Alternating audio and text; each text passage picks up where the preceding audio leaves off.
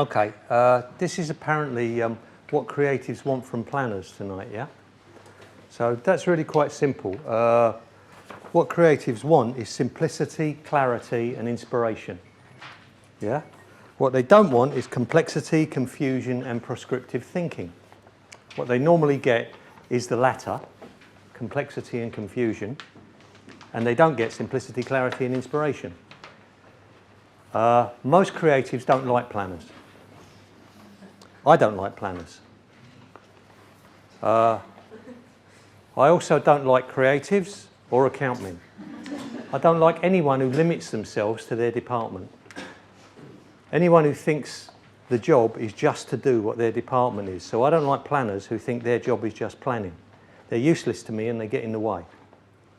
What I love is people who are bigger than their job. I love ad people. I love people who want to understand the whole job of what we do and people who want to contribute to the whole of what we do. Not just learn some useless planning language, talk useless planning language and impress each other with their planning language. That's just planners talking to planners about planning and it's not advertising. There are some, most of the planners I've worked with have been a waste of space. But most of the people I've worked with have been a waste of space, to be fair. The great ones, I mean, it's up to you guys if you stay in your department or you get bigger than that. The great people are the people that kind of know pretty much how advertising works. So if the creatives don't come in, you could write the ads. If the account man doesn't come in, you could see the clients. I know if the planner doesn't come in, I can do the strategy. People who want to know everybody else's job, not in detail, just so they know if the other bloke's any good or not, and they don't get sold a bill of goods. So that some creative doesn't come up with some piece of crap and you have to buy it because you've got no idea if it's good or not, and it's creative mystique. Same with planning. The more you understand about everybody else's job, the more you'll know whether or not you're working with good people. And one day, if you're ever going to want your own agency, that's going to be really important to you, who you pick to work with. How are you going to know you're picking good creatives or good accountmen to work with unless you know what their job is?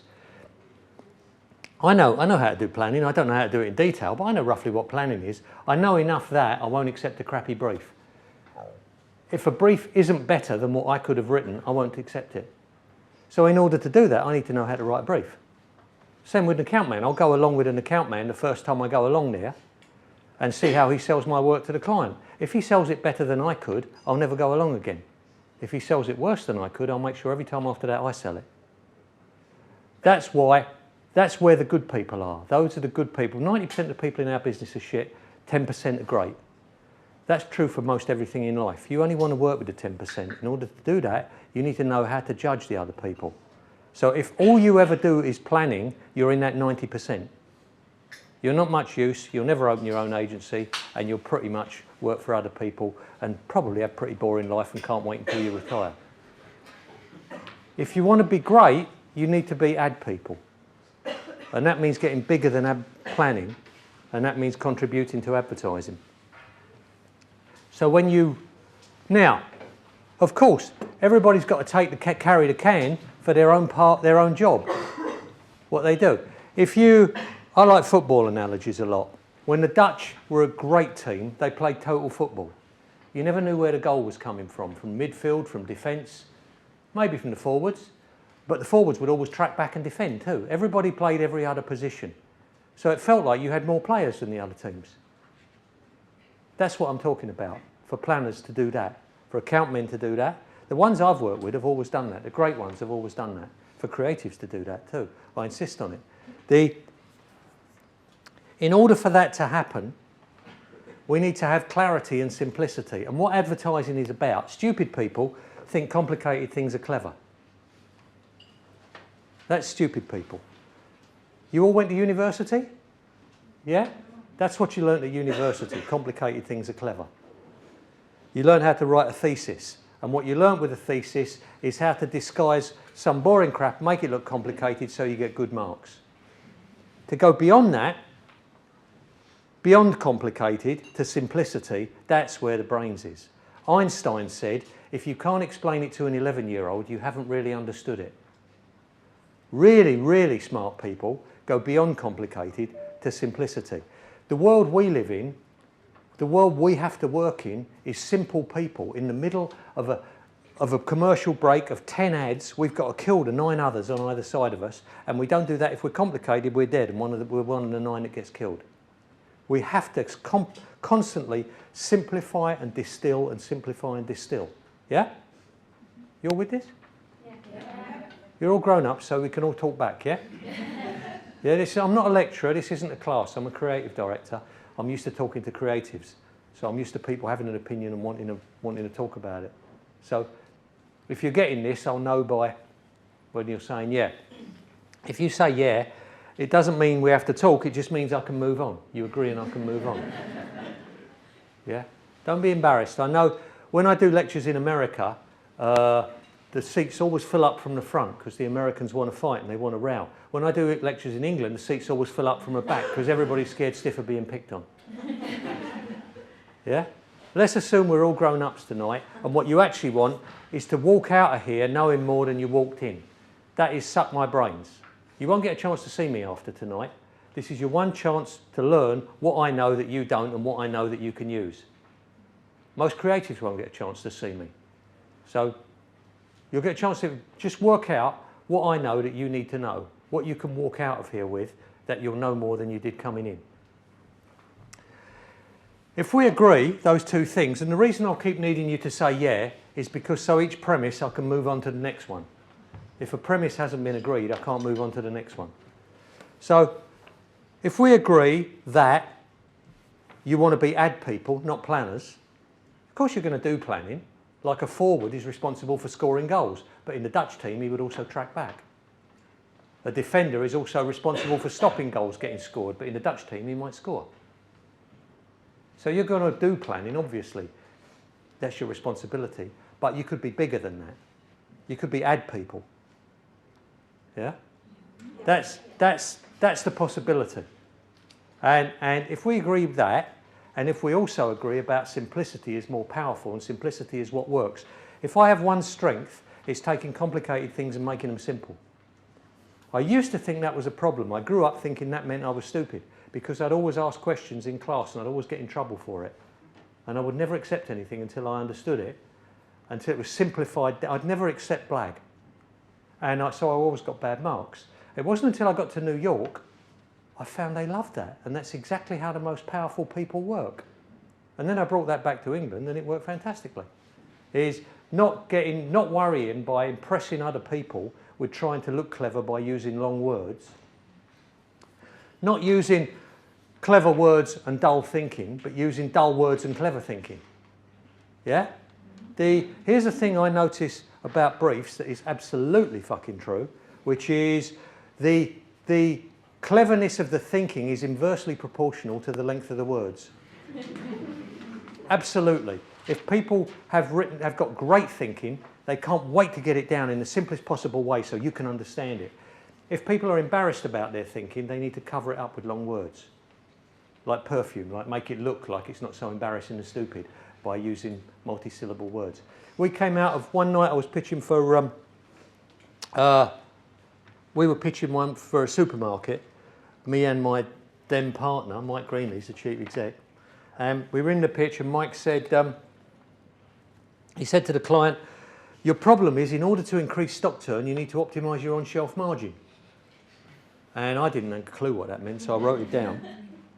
And the client gave us the business in the meeting. He said, fantastic, you've understood my program. We walked out in the car park, and in the car park, I said to Mike, what did that mean? In order to increase stock turn, you need to optimise your on-shelf margin. And Mike said, well, it's really not difficult. If we make it cheaper, people will buy more. And I said to Mike, why didn't you just say that? And Mike said, well, because he wouldn't give us the business. We look like we know nothing.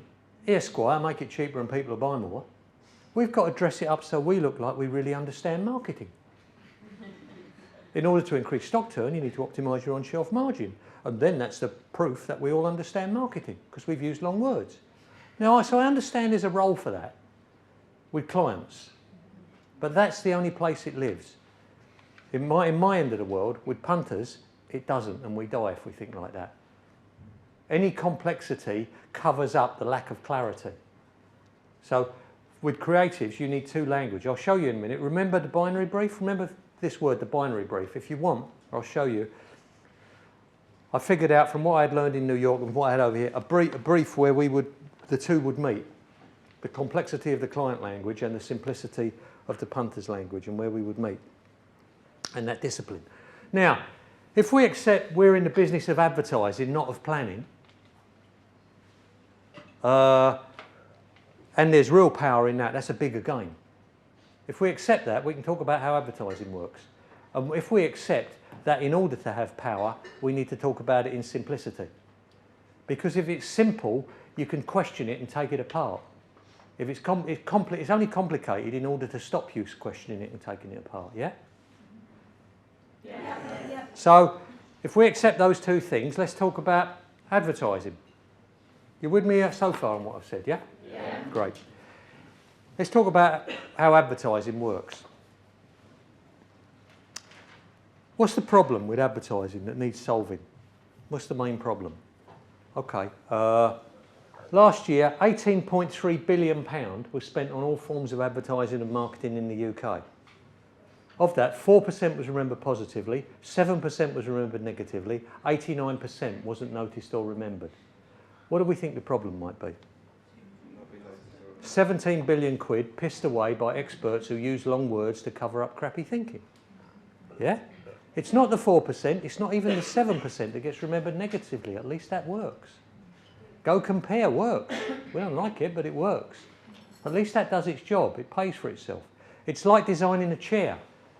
It might be an ugly chair, but at least I can sit on it. I want to design a beautiful chair, of course. But mainly it's got to be a chair. It can't be a piece of sculpture that you can't sit on. My art school was in New York was form follows function. First we define the function, then we work out the form. And we'll know if the form is good by how well it delivers that function. We're solving business problems. We're not solving advertising problems. Advertising is solving business problems. So first off, we need to get to the business problem. And the business problem is, if you think that's harsh, 4%, 7%, 89% is saying roughly 90% of advertising doesn't work. Not even visible, not even seen. If you think that's harsh, here's another fact. We are exposed to roughly 1,000 advertising messages a day between billboards, radio when you get up in the morning, TV when you're watching it at night, on your laptop when you're working through the day, pop-ups, posters on the bus, cross tracks on the tube. Roughly 1,000 advertising messages a day, yeah? Hang on a sec. Okay. Stick your hand up if you remember one from yesterday. Not one you worked on, but as a consumer, stick your hand up if you remember one from yesterday. 1,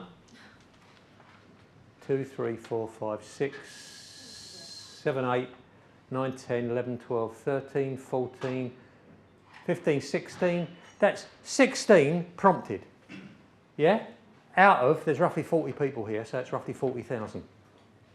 16 out of 40,000. That's not really impressive, is it? That's a fucking light sight less than the 10% we were talking about.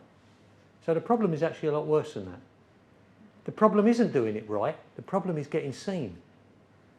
You don't even get on the radar. Yeah, sorry, go on. You were going to ask me a question. Yes, sir. What about the argument that it's not about who ignores your ad, it's who sees your ad? So even if like 99% of people don't see your ad, as long as that one person sees your ad and buys the product, it pays for itself. Targeting you're talking about, yeah? Yeah. Okay, hold on to that. We'll come to that after about 20 minutes. No, seriously. We'll hold on to that. I saw because you brought up those 89%, 4%, 7% in the private viewing campaign, and I was thinking about it, and is it that you remember the ad or the idea? Okay, today everybody's talking about the Shetland pony. That's what I remembered. Yeah, everybody's talking about the Shetland pony. Last night, my son and daughter, they both work in advertising, they were saying they loved that Shetland pony ad. I said to them, who's it for? My son said, I haven't got a clue. My daughter said, Magic FM. Now, they both work in advertising. So, it's a lovely piece of film. In the creative department, we need to know the difference between a piece of film and advertising. Most creatives don't. Most creatives, that's why I say 90% of creatives are rubbish too. They don't know the difference between a lovely piece of film and advertising. Lovely piece of film is what I pay 10 quid for at the box office and go and sit down and watch a blank screen for 2 hours and I've got the blinkers on and nothing takes my attention off it. That's not what we do. What we do is you've got the kids screaming, the phone's ringing, there's someone at the door, you don't know if you're going to lose your job, the TV's on for what you wanted to watch, there's a break in the middle of it and we're one of those 10 ads in the break and we've got to stop you, we've got to make you remember what we said and we've got to make you take it away with you. Very different to making a nice piece of film. Yeah? Yeah. Edward de Bono said there are a lot of people calling themselves creative who are actually mere stylists. Mainly what you've got in creative departments are stylists. They don't think, they're not ad people. They don't think about how advertising works. They don't think about what the job is they're doing. They make nice films. They work in the film industry. The same way planners work in the data industry. They're not ad people. Yeah? This isn't just a planner problem, this is a departmental problem, this is silos. People that will never expand beyond their silos. The great people really expand beyond their silos. We'll talk about targeting later too, because that's a good one. The more you understand about everybody else's job, the more you can hold people to account. So a planner can't blag, not only can a planner not blag you, but a media guy can't blag you either. You understand things because you've got the big picture. So I'm not sure if I answered your question. I think that's more about 4% and why 4% doesn't work, but doesn't the 89%? No, 4% does work. No, but it might not work. If it's salient and people like it, it still might not work. Okay. But what about the 89%? I'll tell you what, after we've done the binary chart, we're going to come to a thing about the difference between market share and market growth. Should we have that discussion then? Because none of these are coffee table answers. None of these are sound bites. In each of these, you are going to have, the bad news is you're going to have to use your brain. Why most people don't come out of their silo is they're looking for a formula. They don't want to think. Thinking is uncomfortable. People will say to you over and over again, let's don't reinvent the wheel. Those are the stupid people who are looking for a formula. Give me a formula and I'll just do it. This is not, you've got to use your brain here. And there is never one right answer. There are always several right answers. I'll argue my answer, you'll argue yours. We'll eventually compromise on something which will go out, but there isn't a formula. Bill Bernbach, do you know who Bill Bernbach was? Yeah. I hope so. Bill Bernbach said, principles endure, formulas don't. A formula is this year skirts are short, next year skirts are long. This year high heels are in, next year high heels are out. Formulas are fashion to stop you thinking, herd thinking, you just follow people. Principles are, you want to look attractive. So you need to understand how that works. So you can change the formula to fit, you can change the formula to fit what your principle is, what you're going for. I'm going to be talking tonight about principles, not formulas. So if you're looking for little quick fix planning formulas, this ain't it. You know the expression, teach a man a fish, you feed him for a day, give him the fish, you feed him for life? Sorry, no, give him a fish, you feed him for a day, teach him the fish, you feed him for life. This is about teach you a fish. I'm not going to give you any right answers, I'm going to give you the principles. And these principles worked as well when Bill Bernbach was around 50, 60 years ago as they will work 50, 60 years in the future. They're principles about how people work. Not just gimmicks and formulas about how the latest media work or the latest little media theory from some hustler. Yeah? But I mean, they're good questions, hold those. And if I haven't answered them at the end, we'll come back to them. You all right with this so far? Yeah. So, we've just seen that most media isn't working, right? 17 billion quid's worth of media isn't working every year, yeah? Yes. We just saw that? Yes. So, why is that? Well, I think it's got to be because people don't understand what media is or how to use it. So, in the sense of let's get back to principles, let's forget formulas, let's forget the latest knee-jerk reaction. You know, oh, I must have some viral. The latest tap your knee and you get a reaction. Let's have some thinking. Let's get back to what the principle is of what we're doing here. So, and this is where the power is. So if we look at what the media is, here's a consumer, and media's always changing. So what was media originally? It was press ads. And then it's changing, so then media was cinema, and then media became TV, and then media became digital, and then media became social media, and then media became whatever the latest gimmick is that's going to kill all the other media because it's the new thing. Yeah? So they're always changing. Do you notice one thing that isn't changing on there? Huh? That's the fucking media. These are just delivery systems. They're not the media. If you want to go viral, this doesn't make it go viral. The laptop doesn't open up itself and show it to someone and then move on and show it to someone else and then move on and show it to someone else. A letter doesn't. A joke doesn't. It's called viral because human beings spread it. Human beings will use any of these devices to spread something and make it go viral. But that's the media. If you don't get in there, it doesn't matter what. Clients think viral means give me some social media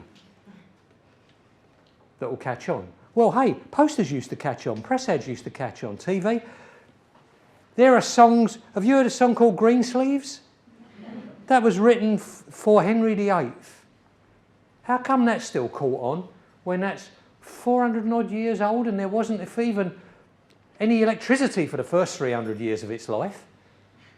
It was made before printing existed. How come that caught on? How come jokes in the playground when you were kids before they were caught on? Because someone tells it to someone, tells it to someone, tells it to someone, and it goes viral. This stuff helps it, and if you've got that stuff, that's great, but that's not it. This is the media. Now, if you've got there, you're already 100% ahead of everybody else in the business. Well, except for the great people. But the crappy 90% already don't know that. The crappy 90% are waiting for the latest gimmick so they can go out and punt it. Now, the latest gimmick, this time 2 years ago, was social media. Social media is going to kill everything else. Social media is so much going to kill everything else. I don't know if you remember about the Pepsi Refresh project in America. Okay, so much so the Pepsi Refresh project pulled all their media off TV and put it all into social media because that was the new media that was going to kill everything else.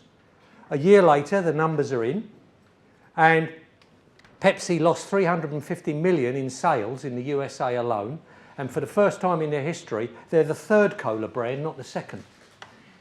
So that's how much the latest genius bit of media gimmickry did for going viral. Because as soon as you think anything's going to do it for you, that's laziness, that's lack of thinking, that's formula, that's you're frightened to think. Because everybody's looking for a new thing, as if that's going to do it for them. But hey, use your brain. If you've got it, everybody's got it. You've got maybe a 2-week window before everybody's got it. And then you're going to have to go back to out-thinking people again. We use the kind of thinking I'm talking about, real thinking, real creative, predatory thinking. They get it in New York and they get it in the Far East. English people struggle with it a bit more, especially middle-class English people, because it's not nice. But they don't like the word predatory because it's not nice. Well, this is advertising, you know?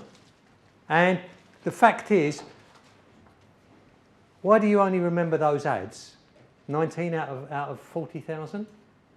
Why didn't you each remember 1,000 ads that you saw yesterday? You can't remember 1,000 ads. Nobody can. Even if you wanted to, you can't remember. Even if you approached it like an exam question, you can't remember 1,000 ads. So we're going to have to kill all the other ads in order to make our one remembered. That's what a zero-sum game is. If we want it, we've got to take it from somewhere else. That's what advertising is. The dozy planner silo is the answer's brand, now what's the question? They don't want to think about it. So they don't think about the business problem. They start straight into brand. And I was talking the other day to, I put my foot in it the other day, I was talking to a planner. There's a commercial been running on the box about a year back. Had a lot of money spent behind it. I don't know if you saw it. It's a zookeeper, and he goes into the monkey house, and the monkeys keep nicking his glasses. So he comes out, and he goes to the shop that sells the glasses, and they say, never mind, we do a 2-for-1 offer. So you can get 2 pairs of glasses. Stick your hand up if you've seen that. Okay, and a few of you haven't seen it. Most of you are English? No, I mean seriously. So you live in there, you watch the TV? Okay. From that ad, I've just explained to you, normally when I say that, half of the people in the audience put their hand up. From that ad, who would you think that ad's for? Specsavers. Why would you think it's for Specsavers? Because? Sorry, 2-for-1 on the glasses, yeah? It's for Vision Express. Those guys are spending about 10 million quid advertising their biggest competitor. Because they said, and I didn't know when I was saying that, the planner was sat there. And he said, yes, but our brand is different to theirs. Well, that's in the silo of planning. Your brand is different to theirs. In the real world, out here, punters, you mentioned glasses, you mentioned 2-for-1, I've got one name. So your job isn't brand. Your job is actually separate me off from the person who owns that market. We'll get to in a minute, market share versus market growth. But that's what I mean about we need to start here. See, Vision Express owning the glasses market lives here. Our brand is different to Vision Express because they're doing should have gone to Specsavers, whereas we're doing 2-for-1. So our brand is different. That lives out here in planner speak. In ad speak, in real people speak, if you want to be powerful, you live in here. You live inside the consumers and you understand their brains and how they work. That's our palette, that's our medium. That's what we paint with. That's where we work. We change minds and we do that here. We don't just do planner speak out here and not worry whether it works, and we write another paper on why it should have worked. Yeah? So, if you accept that's our medium, anybody doesn't accept that's our medium? Great. Next question is, how does our medium work? And we're going to keep this really simple because there's power in simplicity. And here's what I mean by power in simplicity. Do you know about diminishing marginal returns, the law of diminishing marginal returns? So let me, for those of you that don't but are too shy to say so, if this is a graph and there's returns up here, return or value up here, and there's effort or time along here, yeah? The graph, the parabolic curve will always be like that. What you notice is when you start, for a little bit of effort, you're getting a massive return. So like this. As you go on, for much more effort, you're getting a much smaller return. Yeah? You're getting roughly a quarter of the return for double the effort. That's what they mean by diminishing marginal returns. This is the area your brain lives in when I say to you, here's a fact, da-da-da-da-da, and you say, but what about the time when? And you pick the 1 time out of 20 when it's not true. You've got a choice of working in the 19 out of 20 where it is true, or living your life in the 1 out of 20 where it isn't true. Now what you'll normally do, we all will do, is try and find a case where it isn't true. But just know that if you spend your life there, you're living in diminishing marginal returns. I say there's more value here. That's half the effort of that. I can do 3 of those while you're doing 1 of those. I can do 3 of those. So for me, all the effort, all the value is here. I'll be wrong once out of 20, but I'll be right 19 out of 20. Even double it. Supposing I'm wrong 1 out of 10. Even supposing I'm wrong 2 out of 10. I'm still right 8 out of 10. Now that has to be a better deal. That has to make more sense where to spend my time and my effort, in the 8 out of 10 or the 2 out of 10. Trying to find what's wrong with it is here, and trying to find what's right with it is here. And that's a good way to live your life. Trying to find the value in something is here, and if it doesn't work, dump it. Trying to find what's wrong with it and spending all your time arguing about it is here. Yeah? What I say tonight, you shouldn't agree with everything I said. You don't even have to agree with the thing I said. What I would do if I were you, I always treat everything like a meal. Eat what you want, leave what you don't. So what I'm saying tonight, take what you want, leave what you don't. You don't take the whole thing. It's only my opinion. Take what makes sense. Buddha said, don't believe anybody. Don't believe it just because a sage has said it. Don't believe it just because a teacher has said it. Don't believe it just because your parents have said it. Don't believe it just because people in the past said it. Don't believe anything that doesn't actually accord with your own common sense. And when it does, give yourself wholly to it. So that's what I encourage you to do. Listen to what everybody says. Pick the bits that work for you. And the bits you pick and the way you put them together will be what makes you different. Don't accept anybody wholly or parrot fashion. Accept the bits that make sense to you from all the different people you're listening to, and the way you put them together, you'll all put them together in a different way. That'll be what makes you different. Yeah? But then you'll get value out of it. You okay with this? Yeah. Yep. So, if we accept, and that's what I mean about the simplicity is here, the complexity is here. So what I'm going to tell you is necessarily oversimplified, but that's because it's a lot faster than fucking about with the 1 out of 19 where it isn't true. You know? So, going on the 8 out of 10 times, how does this work? If that's our medium, how does our medium work? Well, from the day you're born till the day you die, you have conversations. All communication, all language is conversations.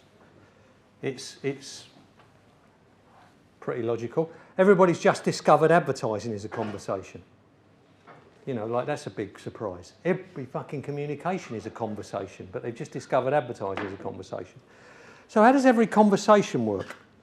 Given there's power in simplicity and weakness in complexity, let's look at conversations simply. How does every conversation work from the day you're born till the day you die? Well, it must have three things. It must have impact. It must have communication. And it must have persuasion.